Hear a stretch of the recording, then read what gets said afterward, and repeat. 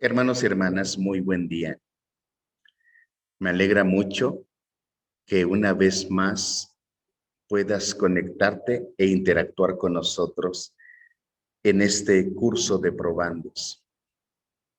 Espero que hasta el momento haya sido toda una experiencia de vida, el que conozcas más a profundidad al Señor que te ha amado, al que dio la vida por ti y a quien te debes de ahora en adelante. El día de hoy estamos llegando a la sesión número 10 de las doctrinas prominentes del metodismo. Estamos viendo la sexta, la santidad o la entera santificación.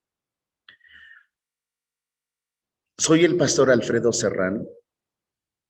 Espero podamos pasar un buen momento de estudio juntos. Dice Primera de Tesalonicenses capítulo 4 versículo 3. Pues la voluntad de Dios es vuestra santificación, que os apartéis de fornicación. Como es habitual cada semana, el texto clave para memorizar se encuentra en la primera carta de Pablo a los Tesalonicenses capítulo 5 versículo 23. Está apareciendo en tu pantalla. Debes guardarla en tu corazón. Que el mismo Dios de paz os santifique por completo. Y todo vuestro ser, espíritu, alma y cuerpo, sea guardado irreprochable para la venida de nuestro Señor Jesucristo. Casi al final de la vida y ministerio de Juan Wesley, él declaró que la difusión del mensaje de la entera santificación era la razón principal por la que Dios había levantado al movimiento metodista. En tu pantalla está apareciendo la definición wesleyana de la santidad. La doctrina bíblica de la santidad alcanzó un desarrollo y comprensión importante a través de Juan Wesley en el siglo XVIII.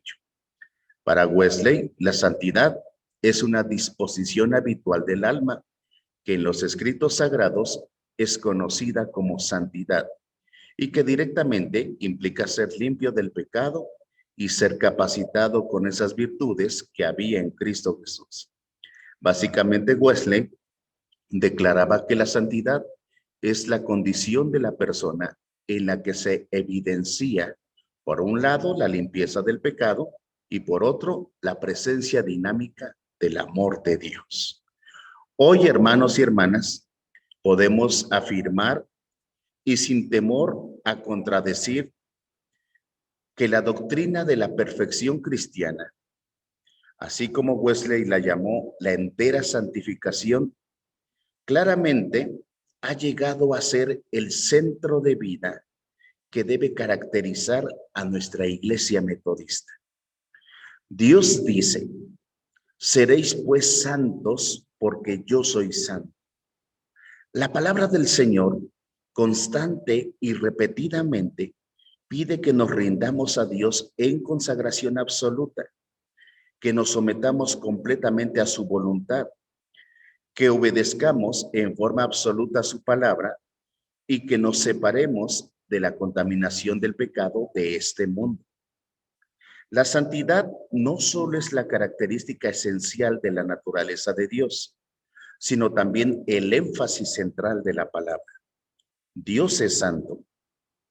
Nosotros también debemos ser santos. La santidad es una verdad bíblica. No es un distintivo denominacional o la doctrina favorita de los metodistas. No se inventó para establecer una diferencia en el círculo eclesiástico con otras denominaciones. Pienso que una de las razones por la que hoy nuestra iglesia es tan ineficaz en las comunidades donde cada uno de nosotros fuimos establecidos es porque ya no ofrecemos a la sociedad caída una opción ética e intelectual diferente. La iglesia rara vez existe como una comunidad que se opone a las costumbres de la sociedad, pero además constantemente adoptamos conductas evidentemente contrarias a la vida santificada que encontramos en Cristo Jesús. Y no solo eso, muchas veces la incorporamos a nuestro diario vivir. Si la conducta de una persona que pertenece a la iglesia es tan escandalosa como la de aquellos que adoran a los ídolos o aún más, difícilmente podremos testificar el evangelio que da vida. Los pastores y maestros nos encontramos cada vez más y más en la situación de los apóstoles del primer siglo. Nuestra tarea no solo es predicar a los incrédulos o discipular a los convertidos, es cristianizar a la iglesia. Para los que tomamos seriamente nuestra herencia wesleyana de santidad, la ortodoxia no es suficiente. No podemos justificar nuestra existencia teológica a menos que promovamos activamente la santidad de corazón y vida. Algunos le llaman la santidad de la praxis, de la práctica. Vamos a ver un poco de la terminología de santidad.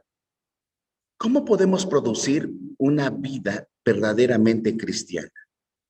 Por no hablar de un nivel más profundo de vida santa, cuando no hay preparación en nuestra vida. ¿Cómo cuidó el apóstol Pablo a los convertidos para que llegaran a ser cristianos maduros? La primera epístola a los tesalonicenses podríamos decir que es la carta más antigua que tenemos del apóstol Pablo a nuestra disposición. Probablemente esta carta sea la obra de literatura cristiana más antigua que existe. Y creo que es el lugar más apropiado para comenzar nuestra investigación sobre la doctrina de la santidad. Si el vocabulario sirve de evidencia, Primera de Tesalonicenses debe de ser un documento crucial en toda la explicación del concepto bíblico de la santidad. El uso frecuente de explícita terminología de santidad en esta breve carta es digno de mencionarse. Letra por letra, en ella hay más referencia a la santidad que en cualquier otro libro de la Biblia. Al decir terminología de santidad, me refiero no solo a palabras tales como santidad y santo, sino también a santificar y santificación, que son otras expresiones del mismo grupo básico de términos griegos. Por lo tanto, podemos decir así: santo simplemente significa apartar. Etimológicamente no significa algo bueno o malo. Se aparta con un fin determinado. Santidad o santificar más bien es hacer santo. La santificación es el proceso de hacer santo y la santidad es la calidad de ser santo. Para entender lo que la Biblia enseña de la santidad, es fundamental reconocer que solo Dios es santo en sentido no derivado. De hecho, al afirmar que Dios es santo, es casi lo mismo decir que Él es Dios, que es único, que es totalmente otro, el Creador. Cualquier santidad que poseen los humanos, o cualquier criatura, o cualquier cosa, o cualquier lugar, incluso los días, existen solo en virtud de su relación especial con Dios. Quiero citar algunos ejemplos. El día de reposo era un día santo, porque Dios lo apartó para descansar, para adorar y para realizar actividades dedicadas a Dios y a sus intereses divinos. Al templo lo llamaron santuario o lugar santo, porque estaba dedicado a la adoración a Dios. Israel fue llamado pueblo santo, porque era el pueblo de Dios. comisionado para representar a Dios y darlo a conocer. Esto debe explicar por qué Dios tiene especial interés en vindicar su santidad cuando su pueblo no lo está representando bien. No solo porque daña la merecida reputación de Dios. Cuando el pueblo de Dios no vive como un pueblo santo, damos a entender que Dios no es realmente Dios o que Él no existe. Vamos a ver lo que yo llamaría el poder santificador del amor santo. Si Dios existe, ¿qué clase de Dios es Él? Dios actúa para redimir, para restaurar, para reclamar y renovar a su pueblo indigno.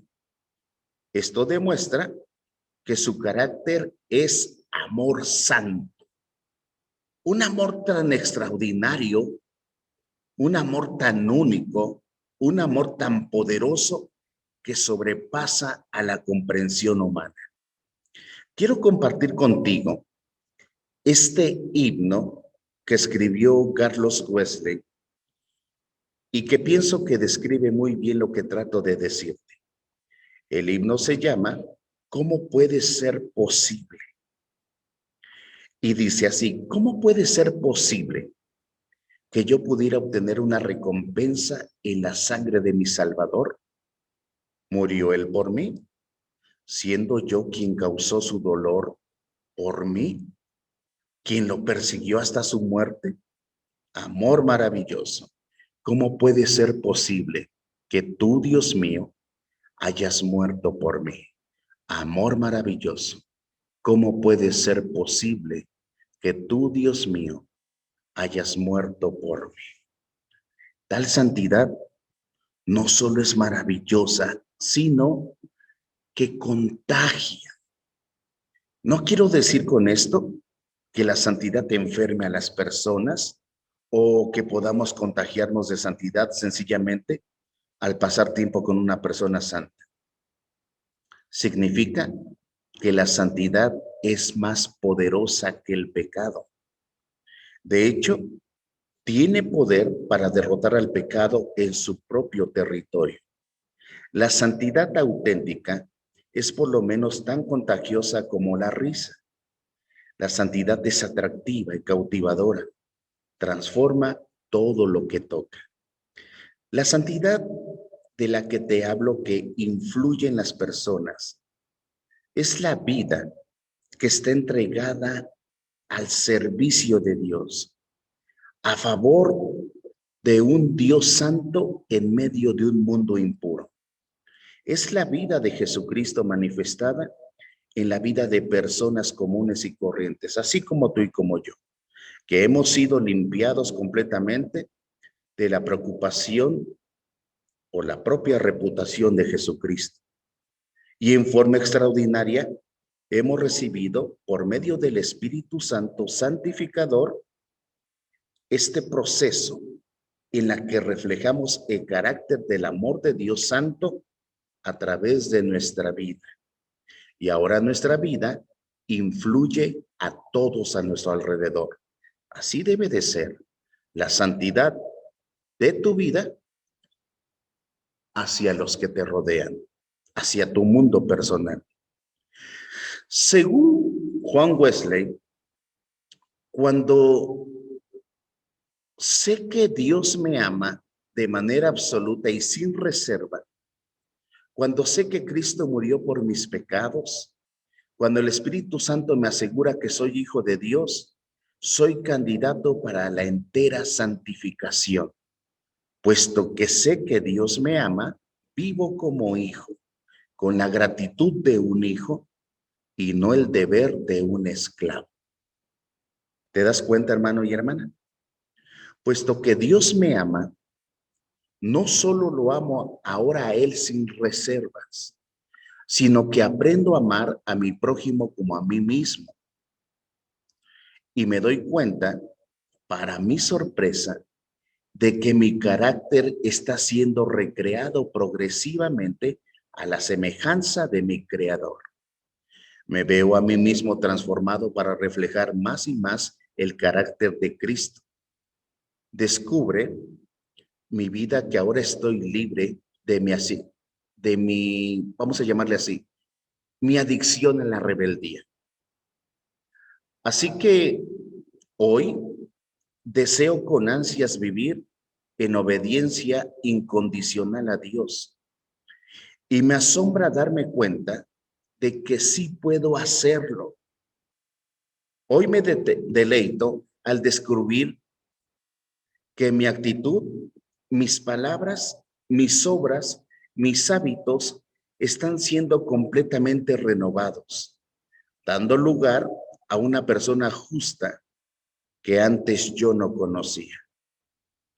Wesley se refirió a esta obra completa de gracia en la vida de creyentes como la entera santificación o la perfección cristiana y de vida. No es tan superficial como para hacer solo una actuación frente al público. Tampoco es tan privada como para que solo Dios lo sepa. Podemos decir que la vida santa es la expresión visible de una realidad invisible. Surge de la fuente oculta de lo que Wesley denominó nuestros afectos. Con este término, él no se refería únicamente a nuestros sentimientos, se refería a la cualidad personal indefinible que a veces llamamos carácter. El carácter es la forma de ser del alma, la que nos motiva entonces a actuar cuando pensamos que nadie nos ve, cuando sencillamente somos nosotros mismos. Las inclinaciones motivadoras que definen nuestro carácter involucran la integración de la razón y la emoción, cautivadas por una práctica disciplinada. Las actitudes que han sido infundadas de gracia tienen el poder para transformar nuestra conducta. El carácter cristiano no se forma como una planta de calabaza que alcanza la madurez en el verano. Es más bien como el árbol de roble que requiere toda una vida para desarrollarse. El carácter cristiano no se desarrolla de un día para otro, ni sin esfuerzo de nuestra parte. La vida santa tiene su origen sobrenatural. Sin embargo, cuando se cultiva, llega a ser cada vez más natural. Los afectos habituales de las personas enteramente santificadas no las convierten en robots manipulados por Dios sin que puedan razonar. La práctica disciplinada nos da la libertad para hacer casi espontáneamente lo que desea nuestro carácter transformado. Dios nos ama tanto que nos acepta tal como somos, pero nos ama demasiado para dejarnos tal como somos. La gracia no consiste en que Dios pase por alto nuestras faltas. Consiste en que Dios nos capacita para que seamos más de lo que podríamos ser si solo dependiéramos de nuestros recursos. Dios nos ama demasiado como para forzarnos a obedecerle. Por tanto, nos deja en libertad para hacer decisiones contrarias a su voluntad y vivir irresponsablemente. Somos libres para escoger, pero no somos libres para escoger las consecuencias de nuestras decisiones. Si practicamos el amor a Dios y al prójimo, cada vez seremos mejores en esto. A medida que respondemos al perfecto amor de Dios, somos capacitados para amar a otras criaturas y a nuestro Creador con amor perfecto.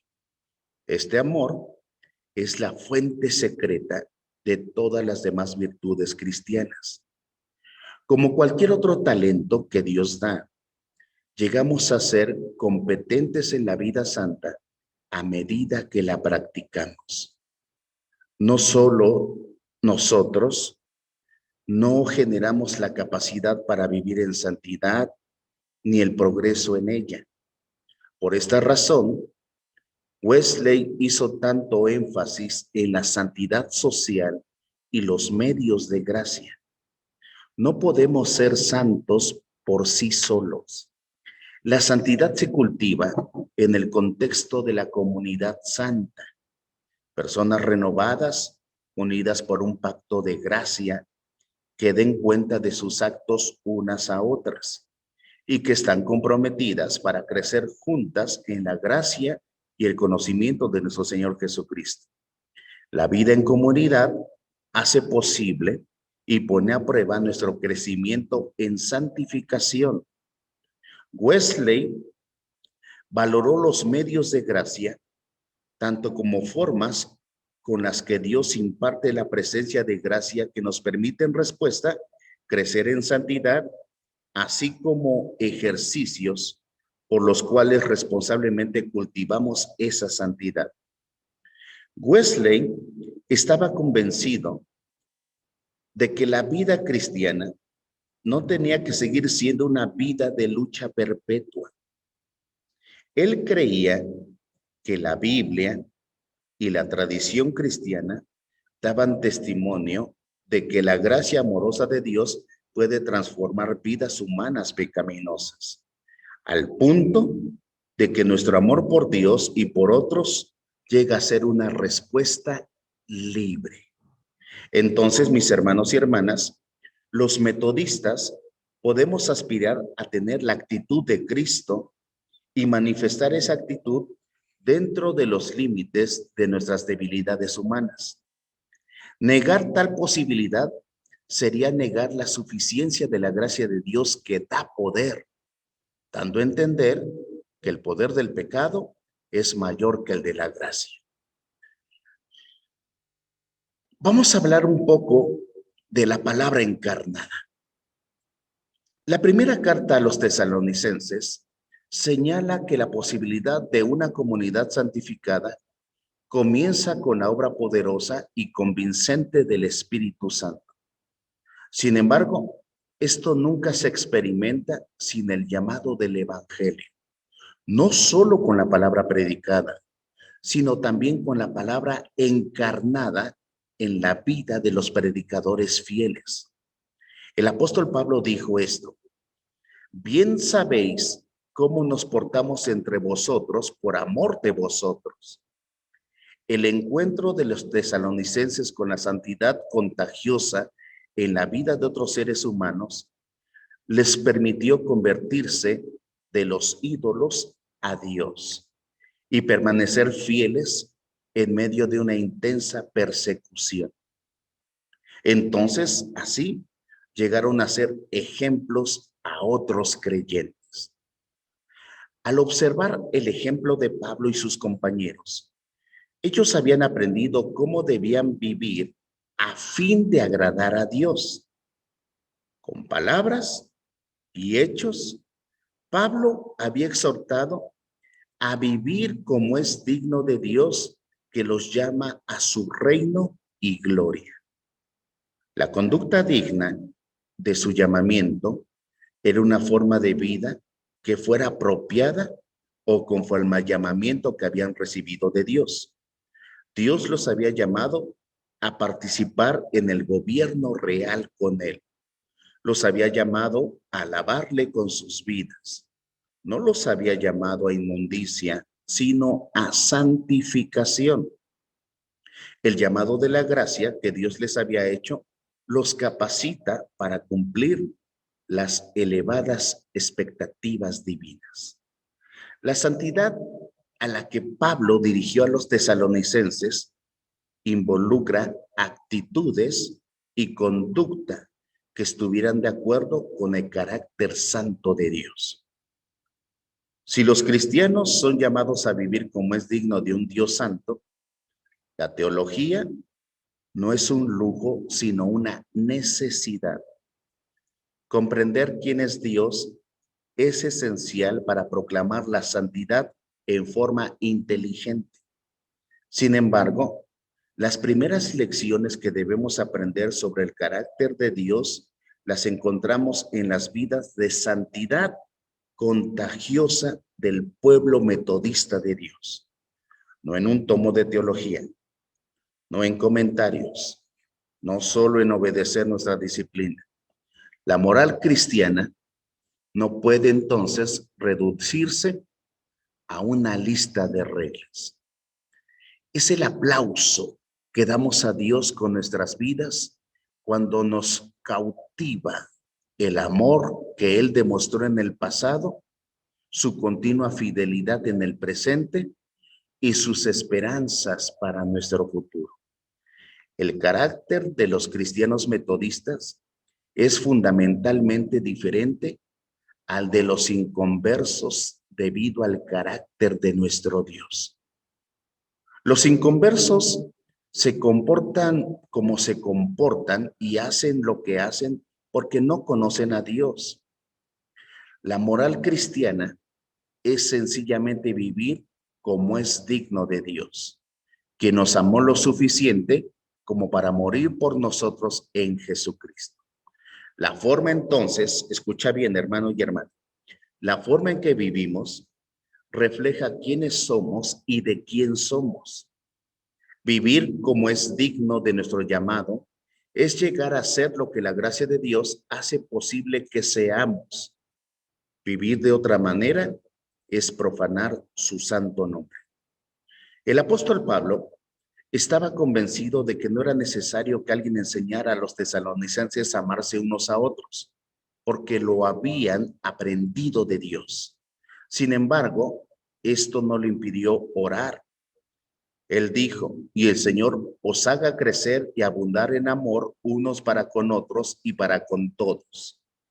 La expresión de su amor no solo era un sentimiento cálido y agradable, sino el ánimo, la edificación, la paciencia y el respeto mutuo por los que siempre procuraban hacer lo bueno, unos para con otros y para con todos. El apóstol Pablo estaba persuadido de que la forma en que los tesalonicenses vivían ya agradaba a Dios.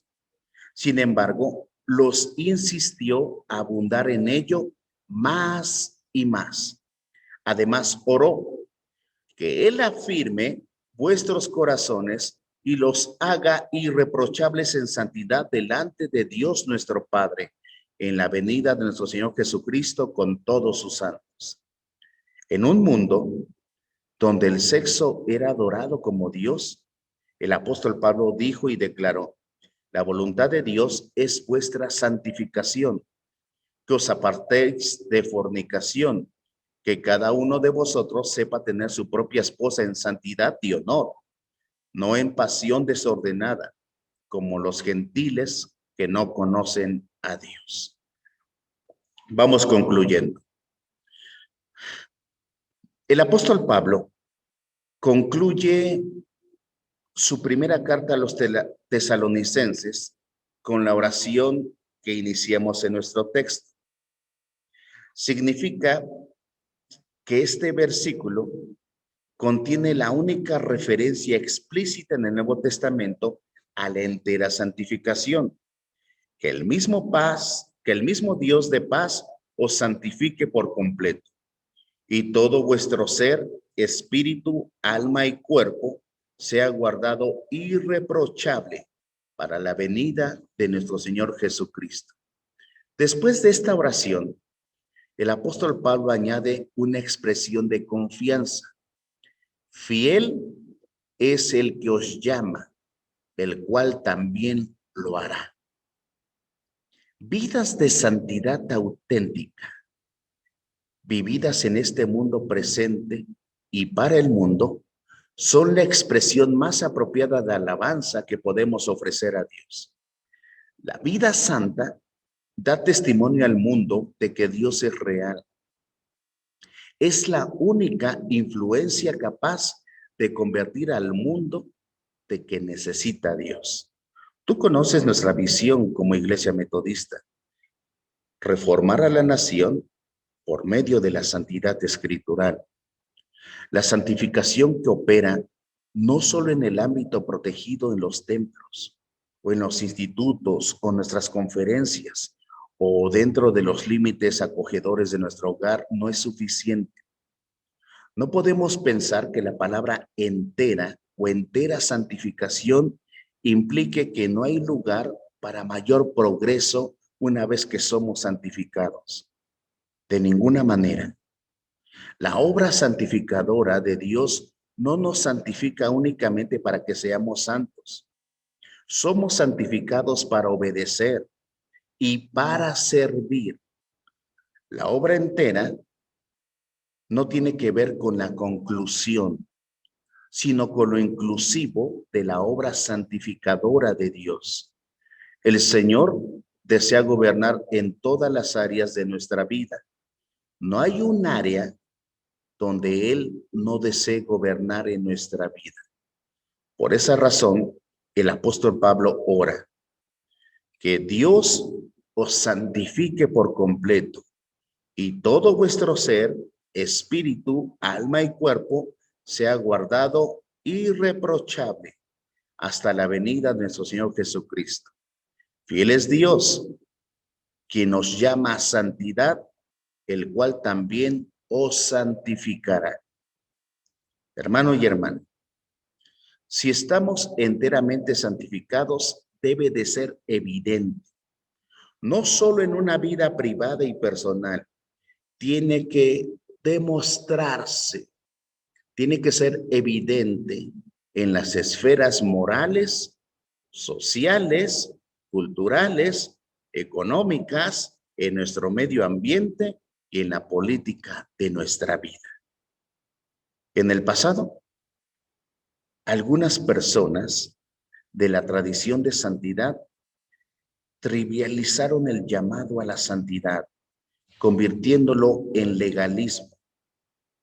Hoy algunas han abandonado el llamado a la santidad y se han entregado al mundo. Otras han marginado la santidad a las esferas privadas de la piedad personal y las buenas intenciones. Pero entonces, Primera de Tesalonicenses nos habla de una santidad que es visible y contagiosa. Debemos rechazar el legalismo, pero al hacerlo, no debemos descuidar los aspectos importantes de la ley: justicia, misericordia y fidelidad. No podemos permitir que las tradiciones humanas reemplacen los mandamientos de Dios. Ceder ante el mal no es una alternativa viable para la Iglesia Metodista. Sin embargo, tampoco lo es pensar que el mal es más contagioso que la santidad. Jesús declaró que lo que sale de nosotros es lo que nos hace impuros. Lo que nos contamina no es lo que nos hacen, sino lo que hacemos. El mal que sale de nuestros corazones es lo que demuestra que necesitamos purificación. El Señor Jesús dijo esto, y cito a Marcos capítulo 7, versículos 21 al 23. Porque de dentro del corazón de los hombres salen los malos pensamientos, los adulterios, las fornicaciones, los homicidios, los hurtos, las avaricias, las maldades, el engaño, la lujuria, la envidia, la calumnia, el orgullo y la insensatez. Todas estas maldades salen de dentro y contaminan al hombre. Por lo tanto, hermanos y hermanas, terminemos con unas preguntas básicas. ¿Qué es más poderoso? ¿La santidad o la impureza? ¿El amor o el odio? ¿La gracia o el pecado? Estamos tan verdaderamente santificados que nuestras vidas dan testimonio al mundo de que Dios realmente purifica y cambia a las personas. Hemos sido tan enteramente santificados que ninguna dimensión de nuestra vida está excluida de su espíritu santificador. Algunos se conforman con la actuación sin la realidad. Otras se conforman con la seguridad sin servicio. Otros se conforman con la secularización en vez de la santificación. Ninguno de estos acercamientos toma seriamente el poder contagioso de la santidad. No hablo aquí del poder de un término preciado ni de una doctrina preferida, sino las palabras santidad y la entera santificación son términos sin importancia en su vocabulario religioso. Si fuera así, les doy permiso para que los abandonen inmediatamente. Tal vez prefiera hablar de integridad cristiana, vivir de acuerdo con principios, ser responsable ante otros, tener disciplina, carácter, autenticidad, piedad y espiritualidad auténtica. Cualquiera que sean las palabras que quieras ocupar, no piensen que pueden escoger los términos de su discipulado. Los términos los estableció Jesús y aún están vigentes. Cito nuevamente a Jesús. Marcos capítulo 8, versículos 34 y 35. Si alguno quiere venir en pos de mí, niéguese a sí mismo, tome su cruz y sígame. Todo el que quiera salvar su vida la perderá, y todo el que pierda su vida por causa de mí y del evangelio la salvará. La santidad, hermanos, debe influir en los que nos rodean. Y estoy hablando de una vida santa, una vida totalmente comprometida a un Dios santo en favor de un mundo pecaminoso. Hablar de una vida santa es hablar de la vida de Jesucristo manifestado en las vidas comunes y corrientes como la tuya y como la mía, que han sido totalmente limpiadas de la preocupación por el yo y han recibido extraordinario poder por medio del Espíritu Santificador. Mis hermanos, que Dios les bendiga. Si es necesario, vuelve a ver esta lección. Recuerda que se anexa un cuestionario de algunas preguntas que debes contestar. Agradezco a cada uno de ustedes que han enviado al correo de un servidor sus respuestas.